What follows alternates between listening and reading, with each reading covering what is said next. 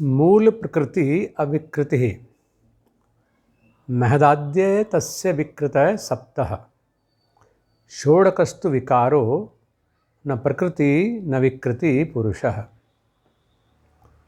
जो परम पुरुष है, परमेश्वर है, वो न प्रकृति है न विकृति है, वो इस सब से परे है, अनादि है, अनंत है, अरूप है, विराट है, सर्वव्यापी है, सर्वज्ञ है। वो इतना विराट है कि हम इतने बड़े को देखने के लिए चर्म नेत्र काम नहीं कर सकते। उसको हम लक्षणों के आधार पर जानते हैं और अपनी साधना के अनुरूप उस तक पहुंचने की कोशिश करते हैं। विविध रूपों में उसका ध्यान करते हैं। जैसे माँ, आजकल तो नवरात्र चल रहे हैं, माँ की आराधना हम करते हैं, विविध रूपों की आराधना करते हैं। माँ हमारी एक ही है। वो माँ कभी लक्ष्मी है, जब वो हमें धन देती है, वही सरस्वती है जब वो हमें हुनर देती है, ज्ञान देती है, शिक्षा देती है, इल्म देती है। वही दुर्गा है जो हमें दुर्गति से रक्षा करती है। वही काली है जब वो अन्याय के विरुद्ध, हमारे ऊपर हो रही जाति के विरुद्ध आकर के डट करके खड़ी हो जाती है। अनेक रूप उसके, लेकिन माँ एक। ऐसे ही परमात्मा एक। ऐसा एक साधक होने के नाते मैं अनुभव करता हूँ और उसके, क्योंकि सारी शक्तियाँ उसमें निहित हैं।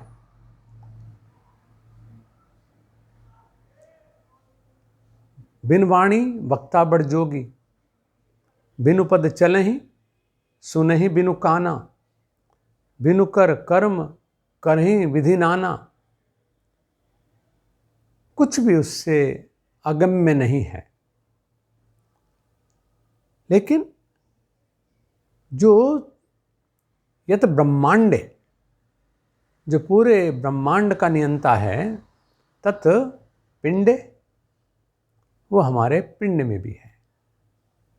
उसने परिकल्पना की, एको अहम बहुश्याम, और उसकी ये लीला रची गई। तो जब बहुश्याम कहा और अनेक रूप उसके, तो हमें ये पता होना चाहिए कि हम भी उसके ही रूप हैं। लेकिन माया महा ठगिनी हम जानी।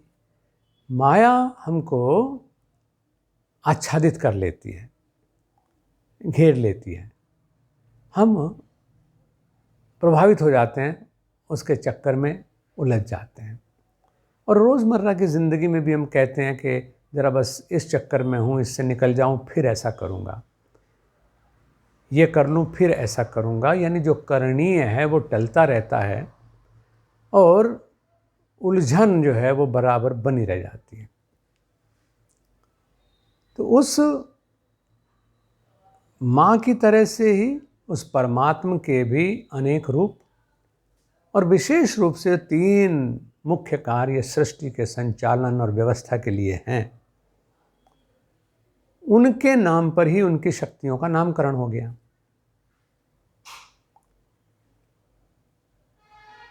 वो सृजनहार है तो ब्रह्मा है, वो पालन करता है तो वो विष्णु है, और वही जब संघरता है, जब वो सब कुछ लय कर देता है, जब वो व्यवस्था पूरी की पूरी बनाता है, तो फिर वो शिव है। हम अपनी बुद्धि की वजह से, सीमित बुद्धि की वजह से, या कहिए अपने लिए चीज़ों को आसान बनाने के लिए या अपने बच्चों को समझाने सिखाने के लिए उसके अलग अलग रूपों का परिचय उनसे करा देते हैं और अलग अलग शक्तियों की उपासना करते हैं। है भी ठीक। जब मुझे माँ से ज्ञान प्राप्त करना है तो मैं ज्ञानमयी माँ के पास बैठूँगा। जब मुझे माँ से कुछ अपने जेब खर्च के लिए लेना है तो उसके सामने उसी शिद्दत के साथ, उसी लगन के साथ, उसी आग्रह के साथ उसके सामने जाऊंगा। वो मजबूर हो जाएगी देने के लिए। जब गलती हो जाएगी तो वो दयावान माँ, करुणामयी माँ क्षमा भी करेगी। क्यों? क्योंकि हम कातर दृष्टि से उसके पास जाएंगे। तो ऐसे ही परम शक्ति की भी जब हम आराधना करते हैं तो जिस रूप की हम अपने लिए तात्कालिक उस परिस्थिति में महत्ता समझते हैं, क्योंकि हमारा जो बड़ा लक्ष्य है वो तो स्वरूपानंद वाप्तिश्च ही है। जो हमारा बड़ा लक्ष्य है वो तो अपने उस परम आत्म स्वरूप को, यानी परमात्म स्वरूप को जानना ही है। परम आत्म यानी एक तो बाहर से जो दिख रहा है आत्म, और एक इसके भीतर भी रहने वाला, और उसमें भी उसका विराट। उसको जानने के लिए जब चलेंगे तो फिर उसकी आराधना करेंगे, उसकी प्राप्ति होगी। यानी हम जो चाहे प्राप्त कर पाते हैं, और लोकेशना से ऊपर उठ करके जब हम जीने के अभ्यासी होते हैं तब हम स्वतः ही परम पद की ओर जाने लगते हैं। जैसे नदी चलते चलते, और नदी नहीं, गटर का पानी, नाली का पानी चलेगा, नदी में मिलेगा, नदी महानद में मिलेंगी, त्रिवेणी संगम होगा, और भी छोटी छोटी उपनदियाँ आके उसमें मिल जाएंगी, लेकिन अंततः हम महासागर में विलीन हो जाएंगे। इसलिए भ्रम में नहीं हमको फंसना चाहिए। मैंने कहा कि हम जो स्वरूप हैं यानी शक्तियाँ हैं तो उनको व्यक्ति मान बैठते हैं, ये हमसे चूक हो जाती है। वो बताई इसलिए गई ताकि हम उन शक्तियों को समझें और उन शक्तियों का जो समन्वय है उस तक पहुँचें। एक ही ऊर्जा से हीटर भी चलता है, उसी ऊर्जा से ब्लोअर भी चलता है, उसी ऊर्जा से एसी भी चलता है। यानी शीत भी उससे है, वर्षा भी उससे है, घाम भी उससे है। शक्ति एक ही है। शिव परमात्मा का कल्याणकारी रूप है, इसीलिए उसको हम शिव कहते हैं। उसको किसी ने जन्म नहीं दिया। वो मैंने कहा वो बेसिकली व्यक्ति नहीं है। व्यक्ति तो हम अपने जीवन को आसान बनाने के लिए उसको मान लेते हैं, और मानना बुरा भी नहीं, क्योंकि व्यक्ति में भी तो व्यष्टि छिपी हुई है। लेकिन अगर हम उसमें व्यष्टि तक नहीं पहुंचते और केवल व्यक्ति तक ही उलझे रह जाएंगे तो हम भी अधूरे रह जाएंगे और उसको भी अधूरा ही समझते रहेंगे। इसलिए क्योंकि वो अजन्मा है तो उसको स्वयंभू कहा। बिगड़ी हुई भाषा में हम उसको शंभु भी कह लेते हैं। अनादि है, अजन्मा है, स्वयंभू है, शिव है। और वैदिक प्रार्थना में तो जब हम दैनिक संध्या करते हैं, विडंबना है कि आप हम वो सिंह पुत्र हैं कि हम अपने सिंहत्व को भूल बैठे हैं। जो ऋषियों ने हमें आदेश दिया था उसका पालन नहीं करते हैं। जानते हैं, मानते हैं, स्वीकारते हैं और फिर कहते हैं अब हम किया करेंगे। थोड़ा सा बस इस काम से फ्री हो जाएं। जीवन बीत जाता है, हम फ्री नहीं हो पाते हैं। इसलिए जो करणीय है वो कर नहीं पाते हैं और हम दुख में ही प्राणांत कर बैठते हैं। आसान सा उन्होंने रास्ता दिया कि प्रतिदिन त्रिकाल संध्या करो। फिर हमारे विवेक पर छोड़ा उसको कि अगर 3 बार नहीं कर पाते 2 बार करो, 2 बार नहीं कर पाते 1 बार करो, नहीं कर पाते सप्ताह में 1 बार करो। कम से कम अपने स्वरूप को भूलो नहीं। माँ के पास लगे रहेंगे तो हम शक्ति को पहचानते रहेंगे। चुंबक के साथ लगा रहेगा लोहा मैग्नेट के साथ, तो उसमें मैग्नेटिज्म बना रहेगा, लेकिन हम उसको भूल जाते हैं। वहाँ पर भी कहा ओम नमो शंभवाय च मयो भवाय च नमः शंकराय च नमः शिवाय च मयस्कराय च शिवतराय च। स्वरूप उसका पूरा हमें भान करा दिया कि वो व्यक्ति नहीं है, शक्ति है। और हम चिन्हों के आधार पर, लिंग आपने सुना है, शिवलिंग की हम उपासना करते हैं क्योंकि हम ये जान गए हैं कि वो व्यक्ति नहीं, जिसके अंदर उनकी शक्ति अवतरित हुई। अगर किसी ने भी सृजन का काम बहुत अच्छा किया और सृजन के काम को अपनी जिम्मेदारी बना लिया तो वो ब्रह्मा के पुत्र बन गए, प्रजापिता ब्रह्म दक्ष, उन्होंने सृजन का काम लिया। आज भी जो प्रजापति समाज है, जो धीमान समाज है, जिनका काम सृजन करना है, तो वो ब्रह्मा का रूप हैं। पालन करने की व्यवस्था जिन्होंने ले ली, तो उसमें सर्वोत्तम हमारे सामने उदाहरण आते हैं राम के, कृष्ण के। तो इनको हम विष्णु का रूप मानते हैं और वो विष्णु के रूप हैं। और उनकी तो बात छोड़ें, हमारे घर परिवार में आप देखते हैं कि जब विवाह करते हैं आप अपने बेटे का, वो आपका बेटा है, आप उसे गोद में पाला है, बड़ा बनाया है आपने। आपकी बेटियाँ हैं, उनको हमने पालन लालन किया है, लाड़ लड़ाए हैं, उनको बड़ा किया है। लेकिन जैसे जैसे उनका रूप विकसित होता चला जाता है तो हम उनको विष्णु रूप में, यानी अपने ही संतान को, क्योंकि वो सृजन की ओर जा रहा है, पालन करने का काम करेगा, तो विष्णु और लक्ष्मी मिलकर के इस काम को करेंगे। तो उनको विष्णु रूप में दूल्हा की अर्चना करते हैं, हम उनके पैर छूमते हैं, पूजन करते हैं उनका। और लक्ष्मी जो हमारे घर में तो आई है, लेकिन उसे विष्णु के साथ ही रहने का नियम है, तो उस रूप में उनको हम अर्पित करते हैं और दोनों की, लक्ष्मी और विष्णु के रूप में पूजन अर्चन करते हैं।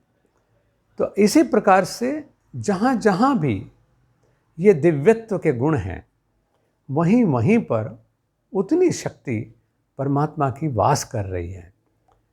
तो हम शिव को व्यक्ति न माने, ये तो पूरा परिवार शिव का ही तो परिवार है। चाहे हम कहें कि आदम हव्वा से चला, एडम ईव से चला, श्रद्धा मनु से चला, लेकिन उससे भी ऊपर जाएंगे तो ये शिव से चला। सृष्टि का अस्तित्व शिव है, शिव तत्व है, शिवत्व है। तो उनको हम लिंग रूप में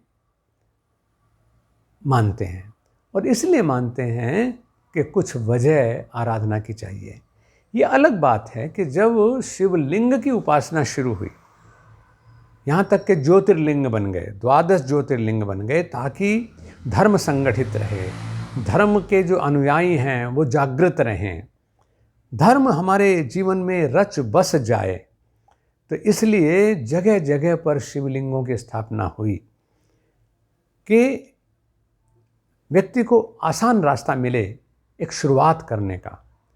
और उन शिवलिंगों को भी, चाहे वो आकार का मामला है, चाहे वो किन चीज़ों से उनको बनाया जाना है, कहीं पारद शिवलिंग है, कहीं स्फटिक का शिवलिंग है, कहीं प्रस्तर शिवलिंग है, कहीं मृत्तिका शिवलिंग है, तो उनको बनाने के पीछे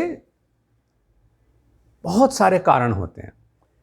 फिर किस दिशा में उनका स्थापन हो, आप तो विज्ञान के लोग हैं, आप देखते हैं कि पूर्व दिशा की क्या विशेषता है, उत्तर दिशा की क्या विशेषता है, पश्चिम की क्या विशेषता है, दक्षिण की क्या विशेषता है, मैग्नेटिक जो करंट है, आकर्षण है, वो किस तरह से काम करते हैं, गुरुत्वाकर्षण कैसे काम करता है। तो उसके आधार फिर इनके निर्माण का, इनकी स्थापना की प्रक्रियाएं शुरू हो गई। उतने के बाद भी जो मृत्तिका है उसमें, क्योंकि ईशावास्यमिदं सर्वं यत किंच जगत्याम जगत तेन त्यक्तेन भुंजी था माँ गृधः कस्य स्विद्धनम। जर्रे जर्रे में परमात्मा का वास है, हर व्यक्ति में परमात्मा का वास है, हर जीव में परमात्मा का वास है, लेकिन हर जीव परमात्मा नहीं है, हर जर्रा परमात्मा नहीं है, व्यक्ति परमात्मा नहीं है, प्रतिमा परमात्मा नहीं है। प्रतिमा में भी परमात्मा है, लेकिन हमें प्रतिमा को परमात्मा के रूप में नहीं जानना है, प्रतिमा के माध्यम से परमात्मा तक पहुंचने का राह खोजनी है। तो शिव की अगर प्रतिमाएं, बहुत सी जगह यही मतांतर चलते रहते हैं कि जो शिव है वो तो व्यक्ति है, उनका परिवार है, उनके संतान हैं। गलत है, वो शक्ति है, और वो शक्ति, उसका परिवार, उसके संतान हम सब हैं। जो गणाधिपति हैं, यानी जितने गण हैं, उनका भी कोई लीडर हो जाए तो वो भी परमात्मा के संतान हैं। इस स्वरूप तक हमें पहुंचना होगा। अन्यथा अगर हम ये सोचें कि हम पारद शिवलिंग की ही उपासना करेंगे, वो लौकिक आवश्यकताओं के हिसाब से कुछ दूरी तक हमारी मदद कर सकती है। हम स्फटिक का शिवलिंग की उपासना करेंगे तो उसका स्पर्श, उसका दर्शन, उसके अपने प्रभाव हैं, इसको नकारा नहीं जा सकता। लेकिन उतने के बावजूद भी शिव वो नहीं है। शिव का उसमें वास हो सकता है। इस घर में मैं हूँ, जिस दिन मैं इस घर से निकल जाऊँगा बाहर, तो घर यहाँ रहेगा, लेकिन घर भारत भूषण नहीं बन पाएगा, आश्रम भारत भूषण नहीं बन पाएगा। वो उनके द्वारा बनाया गया, आकार दिया गया एक स्थान है, वो है, लेकिन उसके साथ उसको प्रतिरूप नहीं कहा जा सकता। तो आइए दैनिक संध्या के माध्यम से, दैनिक योग साधना के माध्यम से, आत्मदर्शन के माध्यम से, चिंतन मनन और मंथन के माध्यम से अनुभूति के धरातल तक जाएं, तो हमारे ये जो शिव विग्रह हैं ये भी सार्थक हो जाएंगे, शिव लिंग भी सार्थक हो जाएंगे। और ये जो मतभेद हमारे सीमित ज्ञान के आधार पर हो जाते हैं कि शिवलिंग कुछ है, लिंगम अलग है, अरे भाई नहीं। किसी ने शिवलिंग नहीं जाना, वो सिर्फ उसको पिंडी कह देता है, ये भगवान शिव जी की पिंडी है। जिसने थोड़ा पढ़ लिख लिया वो जान गया कि शिवलिंग है। जिसने संस्कृत को जान लिया वो शिवलिंगम कह देगा। अलग अलग भाषा, अलग अलग हमारे उच्चारण, लेकिन उसके बावजूद भी जिसको हम स्मरण करते हैं, जिसको हम आराधन करते हैं और जिसको हम उपलब्ध प्राप्त करना चाहते हैं, जो प्राप्तव्य है, जो ज्ञेय है, वो भी एक ही है। तेरे रूप अनेक, तू एक ही है।